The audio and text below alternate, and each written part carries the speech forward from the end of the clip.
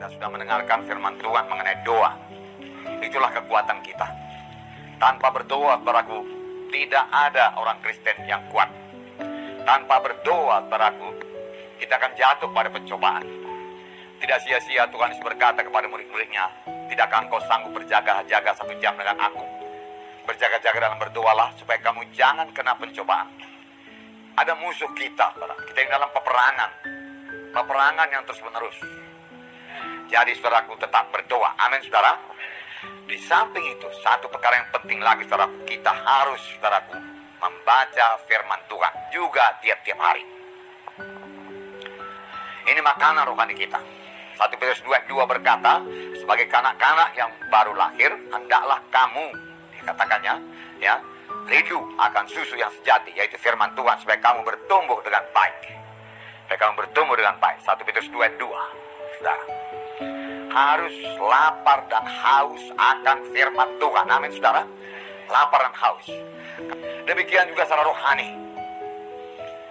Kalau kita tidak lapar dan haus lagi akan firman Tuhan ini, saudaraku, mulailah, saudaraku, kelemahan-kelemahan berlaku atas kita. Jalannya, saudaraku, menyangkal diri. Dalam Yeremia 15 ayat 16, saya membacakan kepada saudara.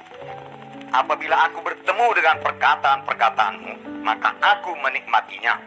Firmanmu itu menjadi kegirangan bagiku dan menjadi kesukaan hatiku, sebab namamu telah diserukan atasku, ya Tuhan Allah semesta alam. Nah, apabila kita bertemu dengan perkataan-perkataan firman Tuhan, itu pasti membuat kita segar. Amin, saudara. Sini dikatakan kita menikmatinya, menjadi kegirangan, kesukaan hati. Nah, itu sebabnya, saudara, kita perlu membaca firman Tuhan tiap-tiap hari. Mazmur 119 ayat 20. Hancur jiwaku karena rindu kepada hukum-hukummu setiap waktu. Demikianlah hendaknya kita selalu merindukan firman Tuhan. Nah, saudara yang kekasih dalam nama Yesus, saya yakin waktu kita dulu mula-mula selamat, saudara, lahir baru, kita suka sekali akan firman Tuhan. Saya sendiri, saudaraku, waktu lahir baru, saudaraku, saya bawa perjanjian baru yang kecil itu. Kemana pun saya pergi, saya kantongin. Dan saya baca dengan sembunyi-sembunyi. Tapi saya tidak peduli, saudaraku, sepanjang saya bisa membaca firman Tuhan. Rindu. Juga kadang-kadang saya rindu pulang ke rumah untuk berdoa. Nah, kerinduan seperti ini, saudaraku, jangan hilang. Amin, saudara. Peliharalah itu. Kalau belum ada lapar rohani ini, saudaraku, saudara pompa dulu. Ya, saudara, sangkal diri saudara untuk berdoa. Saya katakan waktu itu berdoa, sembah Tuhan dulu. Aku cinta padamu Tuhan Yesus, besarlah engkau, ajaiblah engkau Tuhan. Luar biasalah engkau, luar biasalah firman-Mu Tuhan. Aku menikmati persekutuan dengan Engkau Tuhan. Haleluya, aku muliakan Engkau, aku tinggikan Engkau. Aku cinta padamu Yesus, aku cinta padamu Yesus. Amin, saudara. Ya, kemudian saudara akan bersekutu dengan Tuhan. Roh Kudus akan menolong saudara. Saudara sudah penuh dengan Roh Kudus, bicara dengan bahasa roh. Amin. Ya, kemudian saudara baca firman Tuhan. Nah, saudara, bagi saudara yang jarang sekali baca firman Tuhan dan belum mengikuti schedule, saudara, baca dulu perjanjian baru, saudara. Baca dulu perjanjian baru. Itu juga satu berkat. Renungkanlah itu, saudara. Itu akan mengubahkan hidup saudara, mengubahkan cara berpikir saudara. Tapi pertama sekali harus lapar dan haus lebih dahulu. Tetapkanlah mati saudara. Sebab bagaimana saudara akan memimpin saudara, keluarga saudara. Amin, saudara. Ya. Dan juga akan bersaksi. Tanpa firman Tuhan, saudara, kita tidak bisa bersaksi. Tanpa firman Tuhan, bagaimana kita mengajari anak-anak kita akan jalan Tuhan. Kita mengasihi anak kita, kita katakan, tapi tidak pernah kita ajarkan kepada firman Tuhan. Justru itu yang paling penting kepadanya. Kita menjadi orang Kristen yang kuat kalau kita baca firman Tuhan, kalau kita makan firman Tuhan. Tidak cukup pengetahuan ini membuat kuat secara rohani. Firman Tuhan yang membuat kuat secara rohani. Amin, saudara. Tapi orang sederhana pun dia, saudara, dia pandai membaca, misalnya tamat SD saja, tapi dia rajin membaca firman Tuhan. Dialah yang menjadi dewasa dan kuat dalam Tuhan.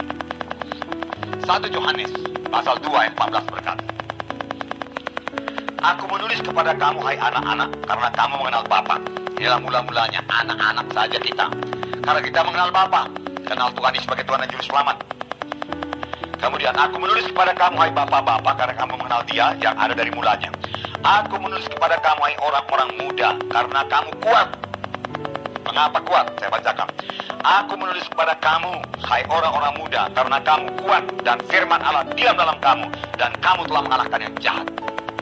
Kamu kuat karena firman Allah diam dalam kamu. Amin. Kalau kita baca firman Tuhan, maka firman Tuhan diam dalam kita.